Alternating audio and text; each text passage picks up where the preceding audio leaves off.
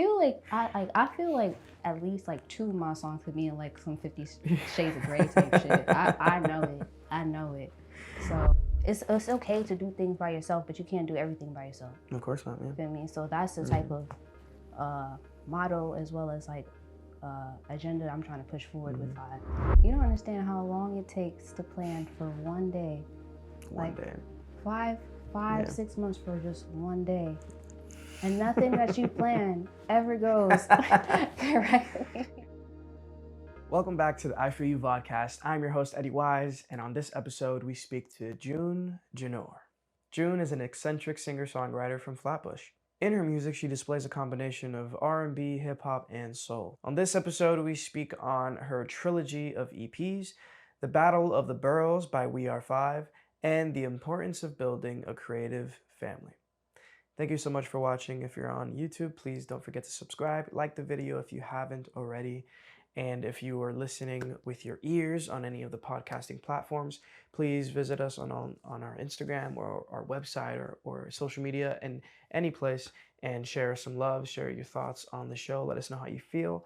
And without further ado, enjoy the episode. Well, thank you for being on the show. Thank Appreciate you. it. Thank you for making your way out here in the cold. It is cold in New York right now. And it's rough out there, actually. But we appreciate your presence, for being here and being willing to, have a conversation. And I want to start by talking about your music. You're relatively new to making your own music, right? You've had 2 EPs since 22, right? Since 2022, which is great. Yeah. And you are working on the 3rd one. I am working on the 3rd one. 3rd one is it's a lot for that one. But musically, I've been surrounded by music all my life. Like on my grandfather's side of the family, back home in Guyana, they were a part of the choir in the church, and then my uncles were in the Marines. I don't know why they were singing in the Marines or whatever. Sick. But they were doing that in there, and he could sing his ass off. So I learned a lot from him. I used to take piano up until they started getting expensive and whatnot. The charter school that I went to, Explorer Charter School, we had an amazing music teacher, Mr. Anderson. So I was always in some sort of music show or a fashion show or some sort. So nice. I love music. Mr. Anderson sounds like a music teacher name. Right? That's good. Yeah, I like that. He was probably amazing in it too. He's fire. Yeah, that's really awesome. It's great to hear that. I tried looking him up on Facebook.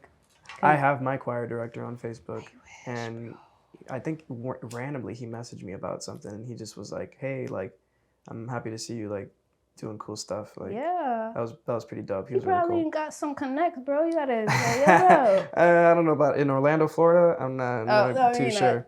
No, but he was amazing. Your 3rd EP is called Rise for the Resurrection. Yeah. Great.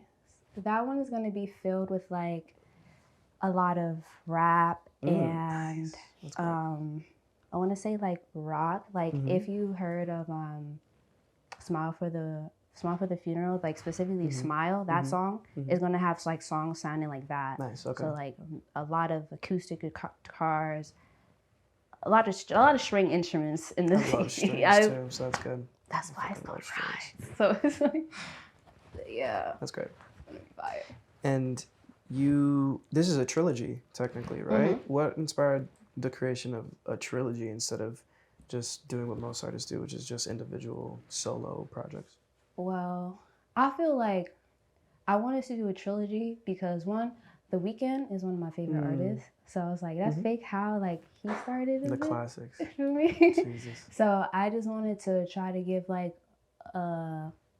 a blend of the type of person that I am, because in my first EP is I feel as though I gave 3 different sounds, but in all categorized together, it's good. So that's my red EP. The Cry for the Wake was the blue EP. That's more emotional and stuff like that. So all those songs are deeply reflective and stuff. And then for Rise, which is yellow orange, which is chaotic. Cool. That's how that's the vibe I want to go for it. that's why that's all rock or rap. So I want everyone to hear like, oh, she can do it all. That's type shit yeah. before I That's stop awesome. dropping like random shit. That's really cool. When you, because you said that you like to blend yourself into the music to make sure that people catch that. When somebody's listening to your music, what do you want them to learn about you when they're listening? It's not necessarily, I feel like I don't really, when I say that I don't want them to learn anything about me, it's just I want them to like learn about themselves. Yeah. For real. Yeah. Because with everything that I say in my songs, it's like, and each song is a part of like a diary for me. Feel me? And I know somebody else went through it too. So, but I feel as though the certain things that I say in my song are like questions that people ask themselves, but they don't like really listen to it until someone else says it. You know what I'm saying? Yeah. So like that's what I want people to take away from my music. Sometimes it takes somebody else saying the same thing just in a different way Feel for you me? to really understand it. So that makes a lot of sense. Like for example, in my song Denial, it's like the hook is like stuck in denial. Wait, how did it go? How did it go? I gotta sing it, I hate that. Stuck in denial. Oh yeah, you're wasting time. You'll be fine in due time and stuff like that. And it's like, you're lost in perception. Your loss of perception causes you to see only misdirection and stuff like that. So it's like, I want you to listen. So that way, like, oh yeah, she right. I do do some stupid shit. Feel me? That's great. But, I love it. Yeah. And that's also one of my favorite songs too. That's great. What have you learned about yourself as you've been making the music? What I've learned is that I can't rush it. Like I feel as though I produce really good music like when it just comes out of me. Like I would hear like a beat and like if I start like freestyling automatically, oh yeah, this is it. Yeah. Like everything within me has to like resonate with it before I could actually like write to it or even freestyle to it. Because sometimes it varies whether some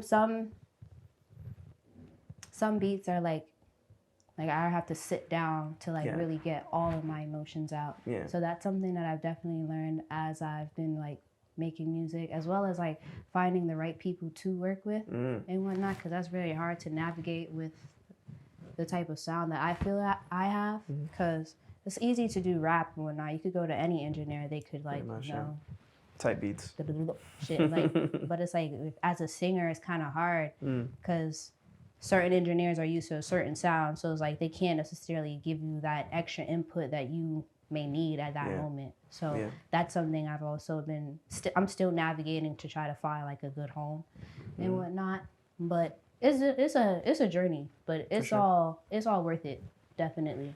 Sounds like it. I think one of the things that I learned when I made music for a brief period of time, and one of the fun things that I appreciated whenever it did happen, and I'm glad you brought this up, is that whenever I would listen to a track and it was easy to go to, that's awesome. I'm glad I'm really feeling it or feeling myself that day and it like comes out.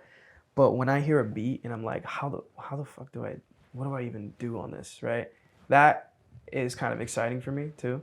When I don't know what the flow is gonna be like and I haven't really like caught anything yet, I'm like, okay, when I find it, like it's gonna feel good when I can finally like get something laid on here that feels good. No, that's a fact. I got like I got mad songs, but I got this one specific song that was supposed to be on like the first EP and the second EP, and it don't fit for this EP, so it's like, damn. When's it gonna drop? When are you gonna be right? Yeah.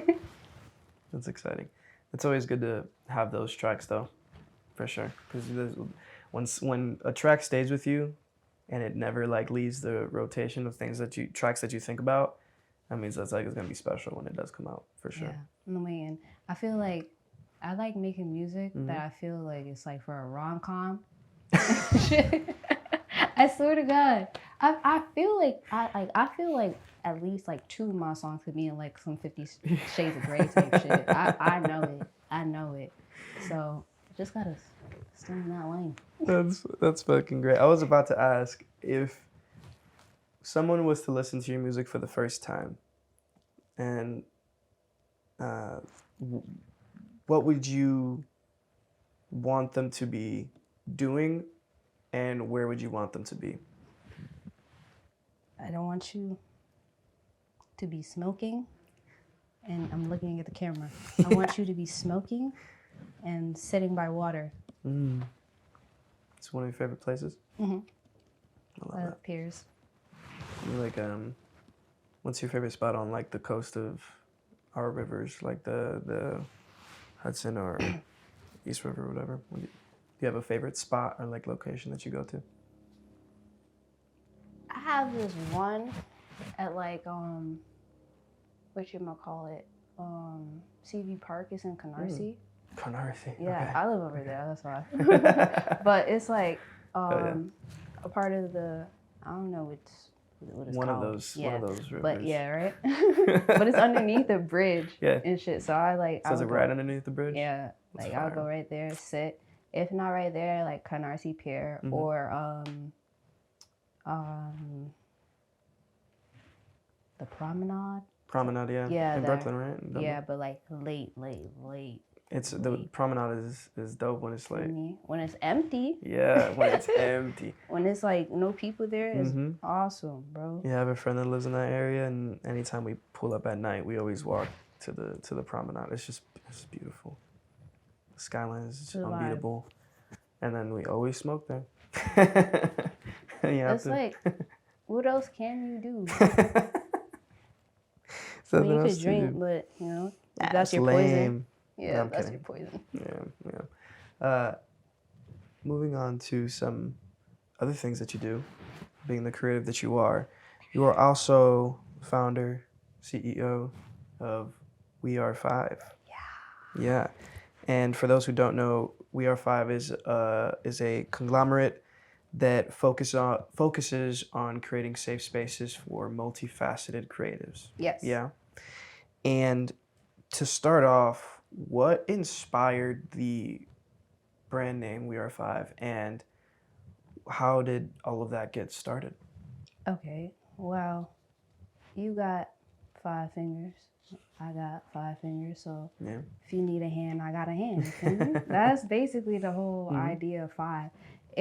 What inspired me, the idea came about in, let's say, 2018 and whatnot. I had a group of friends. We were all like doing various things, fashion, some beauty, like modeling, designing clothes, or me with the curating and stuff and planning.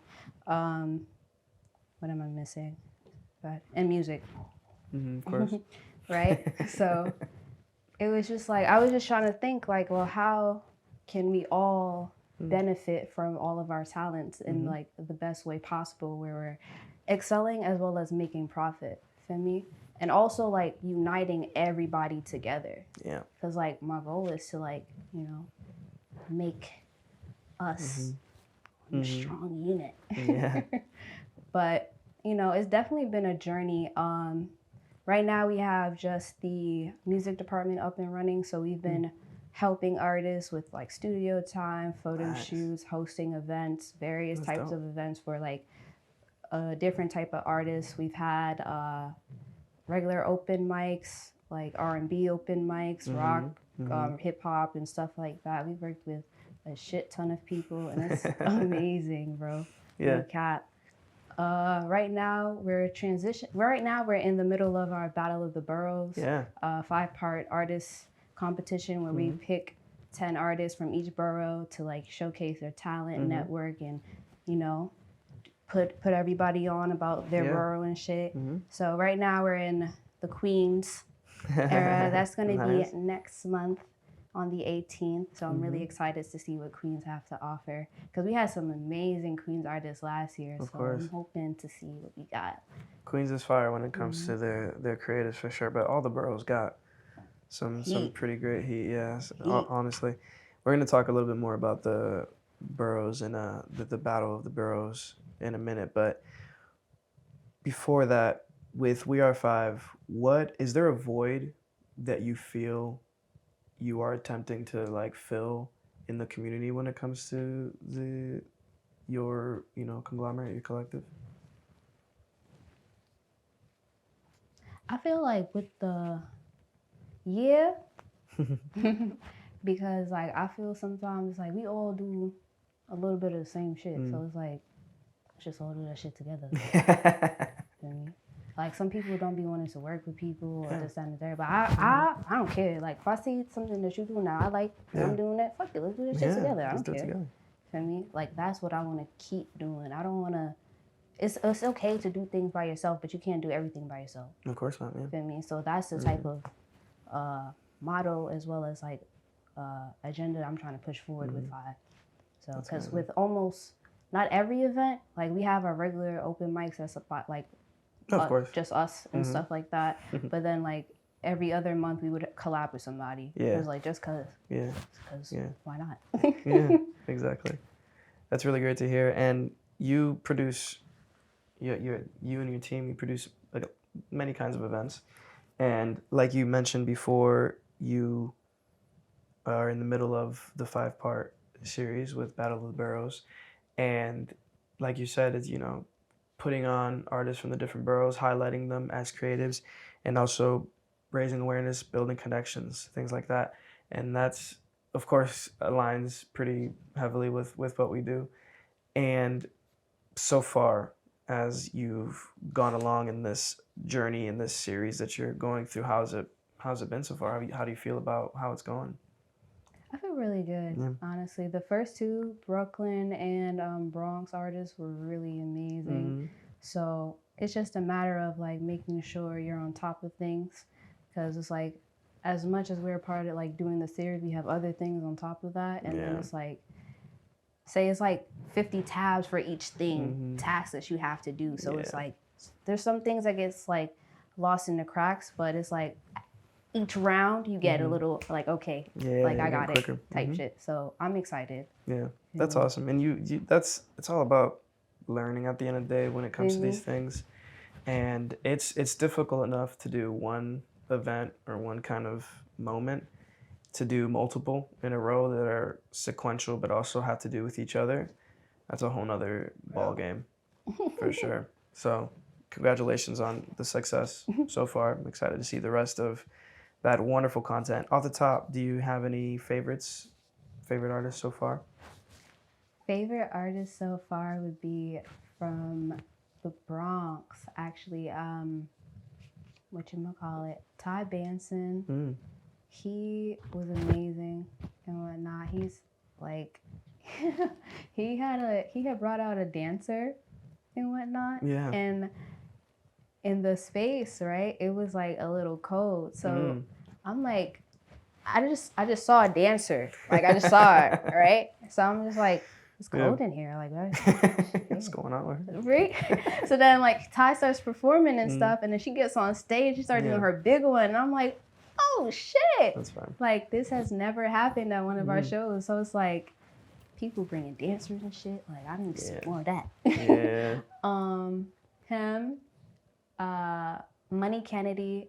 She's a singer, a rapper from the Bronx. She's really amazing. She's what you call it? I don't want to say the wrong thing. That's okay. But yeah, she's amazing. And Corey Bratz. Those were definitely my favorite three from Bronx. From Brooklyn, definitely. Nah, come on, Brooklyn. It was a minute ago.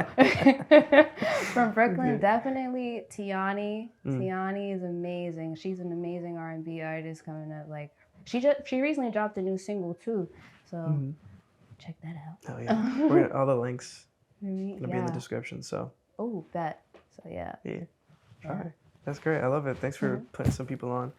We definitely want to get as many eyes on the creatives in the community as possible. There's so many of us. Bro. So any opportunity we get to shout could be some somewhat out. like your neighbor. Yeah, true, real. That's happened multiple times where people pull up and he's like, yeah, that's been my neighbor for my whole life and I didn't know they were going to be here. That's crazy. crazy. It's crazy. Yeah, it happens all the time. You'd be surprised. New York is not small, but it feels small sometimes. No, that's true. It feels small when you're active. When you are doing these events, creating these experiences for people to be a part of, what kind of community are you hoping to build with these events? I'm honestly hoping to just build like a family, Mm, bro. Because it's like, just genuinely, like with the event planning and everything that I do, like I love seeing everyone happy. It's like, even if it's like, all right, yeah, you came for your friend, but I still want you to enjoy the space and your time here. Feel me? So a family like bond is what I'm really hoping to achieve. Yeah, And whatnot. that's beautiful. And after an event or after anything, I'm assuming that, my next question is kind of related to what you just said, but when someone leaves, a creative or an audience member leaves an event after experiencing a We Are Five, you know, you want them to feel like they're a part of like a family or a newfound community that means something and can mean something to them if they want it to. And is there anything else that you want them to take away when they come to experience your events or anything that you guys do? Like when people come, like for the future and stuff, I definitely like, even if like you just so happen to see the flyer and you don't got nobody to come with, bro, pop out. Yeah. Feel me? Like we're not the type of people to be like in cliques and stuff like that. We're like really welcoming. Yeah. So it's like, even if we see you that one time, like don't be shy. Like get on the mic, do your big one, and then like, vibe out. Yeah. Feel me? Like we really know how to like allow people to be themselves. Yeah. So that's what we want people to understand and to feel comfortable enough to be like, all right, I could get this chip off my shoulder real quick. Feel me? People come through with a lot of baggage, whether it's like things that they assume, expectations, just life in general hitting them that day. Literally.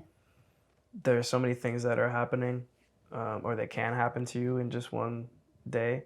And when you go to an event and you can kind of feel that pressure, it's like, you have a good thing going when people don't feel that when they're there, Something that we've found, and that is some of our favorite moments have been that, where people are like so hyped after an event. They're like, this is dope, like I want to be a part of this, like, they hang out, they're like, can I help clean up, like, like what do you guys need, let's do, I love that. Those moments are like, that's what we do it for, and making people feel like they're a part of a family is for sure is a beautiful mission. That's what got me onto what I'm doing now with Project Feel, is going to an event and being like, damn, this is dope, like I want to do this all the time. And how is that like for you? What do you mean? Like just the whole journey for Project Field. Wait, can I ask you questions? That's fine. Yeah, we got time. I appreciate it. That's very that's very kind of you. It's been beautiful. It's a long journey. How long has We Are Five been 2 years. active? 2 years. Yeah. I think for us it's like 4 or 5. And yeah, it's when you get to that number, it feels like a long time. But from what I can tell, to be honest, thinking about when I first joined, which I think they were like a year deep, year and a half maybe, it feels similar to the way you talk about your collective, your group, and you always remember that feeling. It only gets more. It's nostalgic. Yeah, it only gets more beautiful as you think about it more as you go along in life and as you experience things, because it's not always going to be easy, when you join something like what you do. I'm sure you've seen it too, but most of them fail. That's just the way that businesses work in general, and especially as a creative collective, it's just so much harder to succeed in these markets because of the giants that you are facing down when it comes to being emerging, right? And you're gonna have a lot of challenging moments, but my favorite thing about it is that, and as long as you keep this perspective, you can make it through things, is that, you know, if you only ever experience your collective in one way and it stays that way, you know, you're not growing. Literally. And if you never, you know, get knocked down to the floor and like taste dirt, you don't know what it feels like to be standing, right? And as long as you keep that mentality and you remember what you're doing it for, like the beginning of it all, like what you talked about, creating community, making people feel like they're part of a family, getting people's the chips off of people's shoulders, and putting on beautiful art. As long as you remember that you're doing it for that, you can do it forever, you know. And you know, sometimes it's not meant for forever, but you know, the moments we're creating are important and impactful, especially to the people that are nearest to you, which are oftentimes the most important. So, man, that's how it feels. I love that. Yeah. Oh, I do love that. That's good. I know you know young CEO. Mm-hmm. How does it feel to have your own like group? Honestly, it'd be feeling crazy Yeah, sometimes. right? Like, Sure, it's a lot. oh my God. Like, I be feeling like a mom.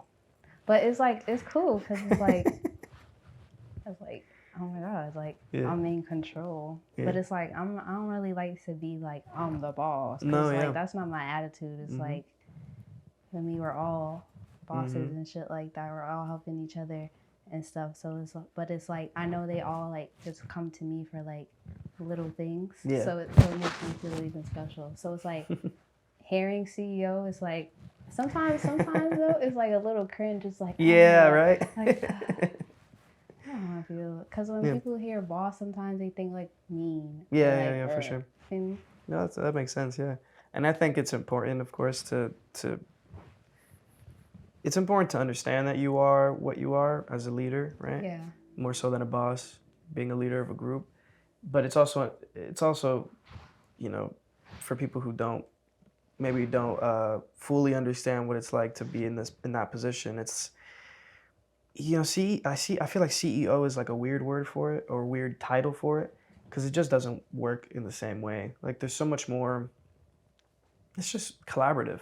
Yeah. Everybody adds what they need to add, and it just feels more like a team that is very, very close in terms of what they're doing. And not weird. It's like, yeah.